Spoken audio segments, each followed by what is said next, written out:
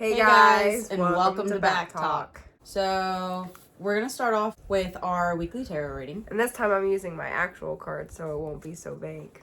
And then after that, we've got a list of some of the haunted locations that we'd like to visit at some point in our lives. Recap. Last one was kind of more about how we seem to be on the right path by doing the videos and everything. And I'm proud to say last I checked, our numbers on our first video were 134, if I remember correctly. 139, so it's gone up a couple numbers. And I think we had 24 subscribers. Which, like that. Yeah. I know it doesn't sound like that big of numbers, but I mean, for only being up for a week, it's okay. Yeah, I'm proud of those numbers. Yeah. Considering, knowing that at least, 5 or 6 of them are friends and family. Yeah. But outside of that 5 or 6 of them that are friends and family, that's pretty decent numbers for us. So I'm excited about it. So let's get into our tarot reading for this week and see what happens. Like I need to say, we film at night most of the time, so the coffee's necessary. Yeah. For sure. So this is the tarot deck you use the most, correct? These. This is the deck that I use for readings in general. So I know these cards. These are my cards. I love these cards. Yes, these cards definitely know me. I use these for every single reading. I've had a weird amount of energy today. That's good. First card. The Wheel of Fortune. Oh, look at us. Wheel of Fortune! So with this card, it is all about good fortune. It is all about, good things coming your way. This is something that is going to come full circle around. And it's going to be, a successful full circle around. There is no, oh, and it's upright, which is really, really good. Focus, you son of a... Which is kind of like last time too, where it was really good fortune, stuff like that. Not the least saying that we're in the right direction. Yeah, this isn't now. The next card might say something different. Who knows? But well, then let's draw it. The Moon. So with the Moon, it comes with a lot of anxiety, fear of the unknown. So we might be a little terrified right now because we're just kind of doing this in the dark type deal. We're just kind of putting it out there, and there is fear that, it might not work out. But at the same time, this is also something for us to do. We're having fun with it, So yeah, we're hoping for something, but at the same time, this is still something fun to do.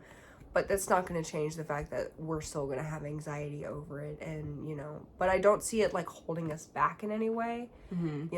It's just kind of one of those things where we kind of just have to keep pushing it. But I feel in a way, the anxiety and the fear kind of fuels us to do more with it.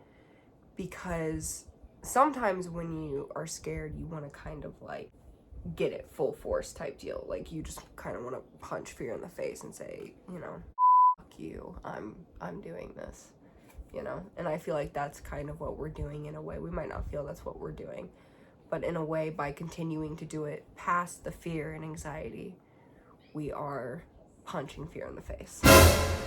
All that from the Moon. 9 of Wands. Oh my god, I was right! Come on there, Linda. Okay, well, it says 9 of Wands. This is about going into battle, which is what I said before I even pulled this card, that it was us battling our fears. Defeating whatever war you've got going on. Oh my god, I just don't even have to pull these cards. I already know what's happening. Alright, so this is the 7 of Wands.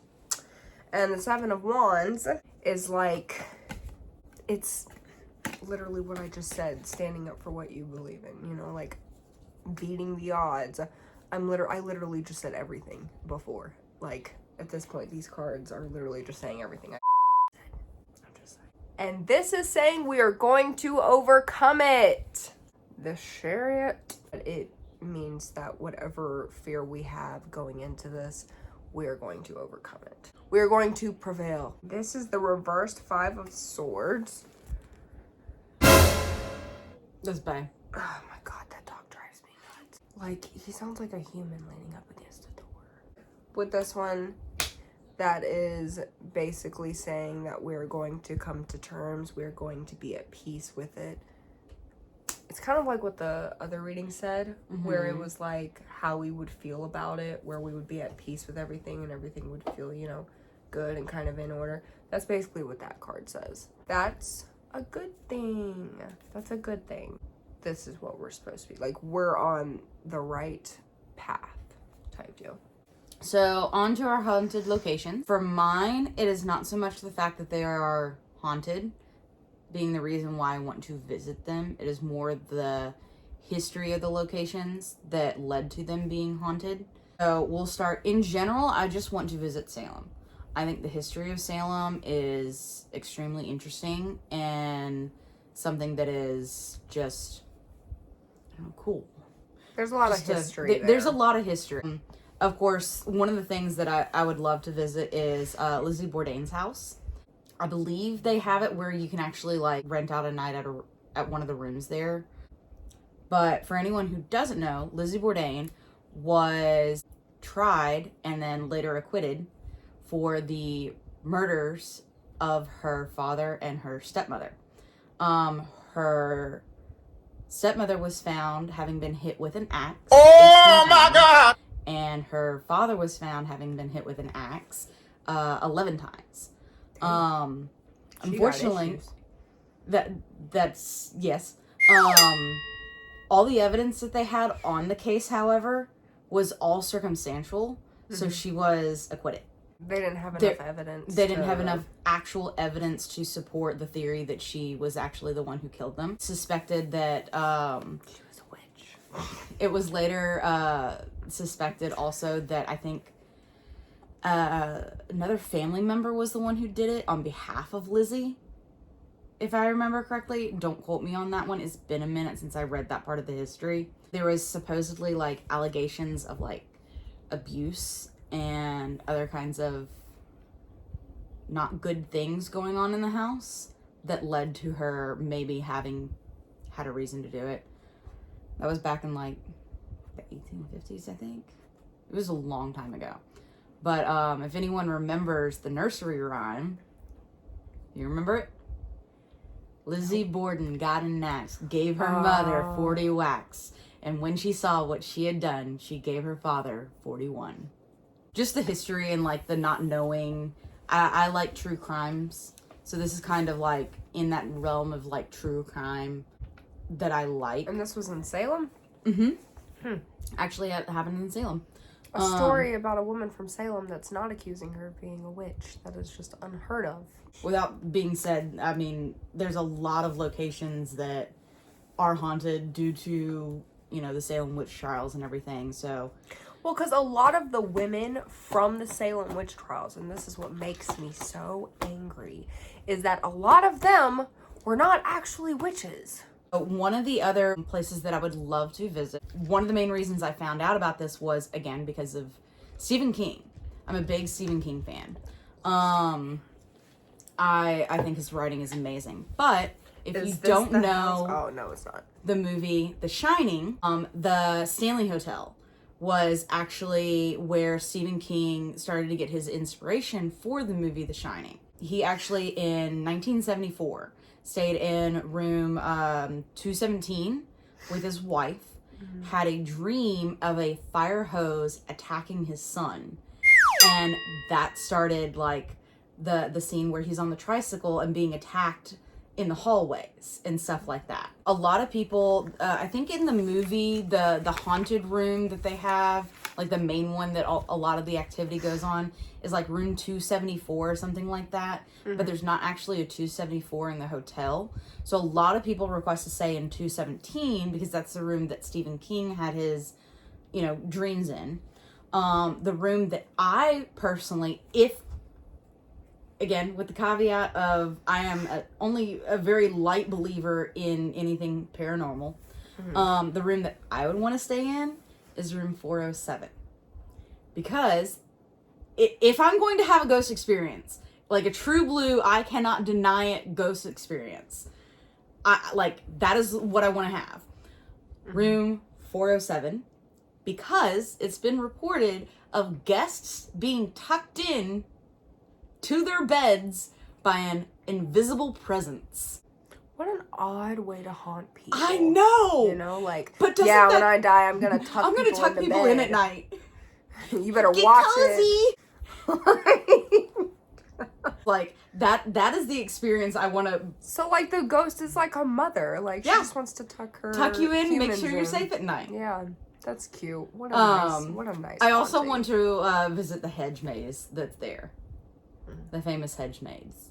Okay, so obviously mine, because anybody that knows me knows I'm a huge fan of Sloss Furnace. I am, like, weirdly attached to this place, and I don't know why. I always say that when I die, I want my spirit to go to Sloss Furnace. What the? And if they ever tear that place down, Birmingham, I'm coming for you. Like, you cannot tear that place down. I will riot. I don't care if I'm the only person there. I will riot.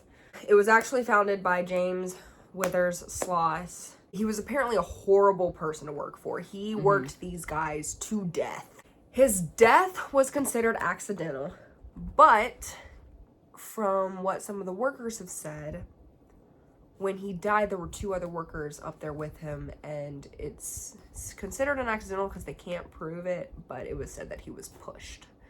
Isn't it also speculated that the workers that were seen that pushed him were actually ghosts getting revenge? No. I thought I'd heard someone say that. They were actual workers.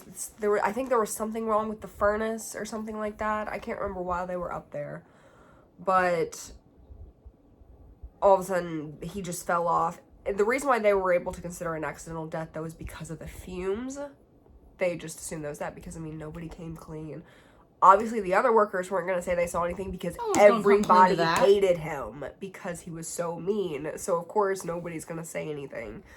But it is a very, I mean, it's a very haunted place. You know, there have been some paranormal investigators that have gone there. There's been a lot. It's a very... I've had experience. I had popular, an experience very powerful place. Yes, I think that's why I'm so attached to it. I like every time I see it when I'm driving down 65, I always get chills every time I look at that place. I love that place to death.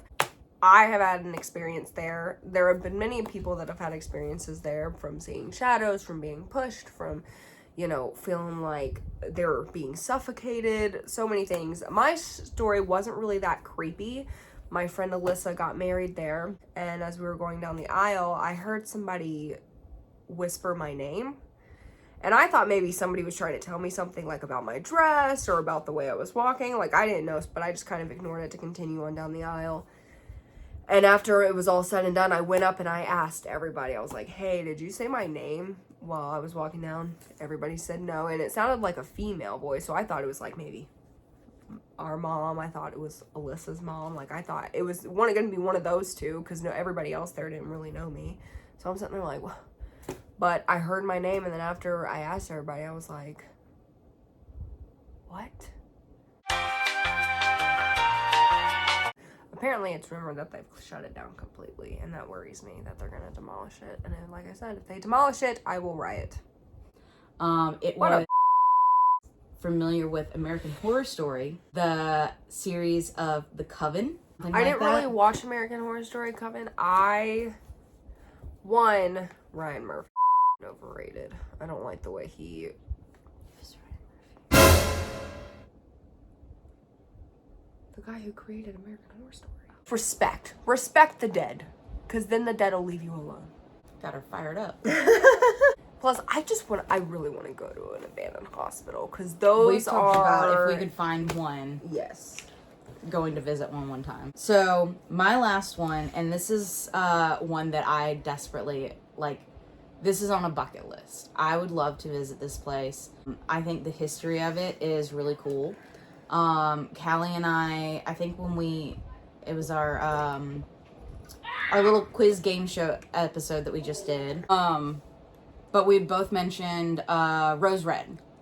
And this was heavily influenced by the history of the Winchester House. So the Winchester Mystery House in San Jose, California. Sarah Winchester is actually the one who turned it into the mystery house. She was married to William Winchester, who was part of the family. I don't remember if he actually was the one who invented like Winchester as in pew pew. I don't know if like he designed like the actual, or if it was like just his family itself. I didn't dig into that part of it. I was more interested in her side. But they had a child together that unfortunately passed away in infancy. And then a few years after that, he passed away from tuberculosis. After her husband passed away, she moved to California and bought the, at the time, 8-bedroom farmhouse that later became the Winchester Mystery House. And pretty much from the second she stepped foot on the land, she proceeded to build. And till the day she died, it was just constant construction. By the time of her death, there ended up being 160 rooms on the property. One of the things that I always found really interesting was the reason people speculated as to why she continued to build onto the house. The two main or most popular reasons being that a psychic told her to. The other reason being that she was using it as a defense to hide or distract the spirits of men who had lost their lives to the Winchester guns. Part of the reason why the Winchester house is such a marvel is that there are rooms where they just get smaller and smaller and smaller as you walk into them, and there's like no exit, or exits that like don't appear to be exits, doors that lead to nowhere. She had an imagination when she was She this. definitely had something going on that made her design the house the way she did. There were rooms where the furniture was all upside down, so like the lights were on the floor and the furniture was on the ceiling. It had like 10 bathrooms, 6 kitchens. It's a big property. And one of the things that people supposedly hear is they can hear construction still going on when they're there, even though nothing is obviously active now. Paranormal investigators have gone there, and people that are sensitive and everything, and everyone has gone there has said that they feel something. That I just think that the creativity, regardless of whether it was just her honest to goodness creativity, or whether, you know, from the losses that she suffered within such a short period of time, kind of made her, to a degree, like her mind break.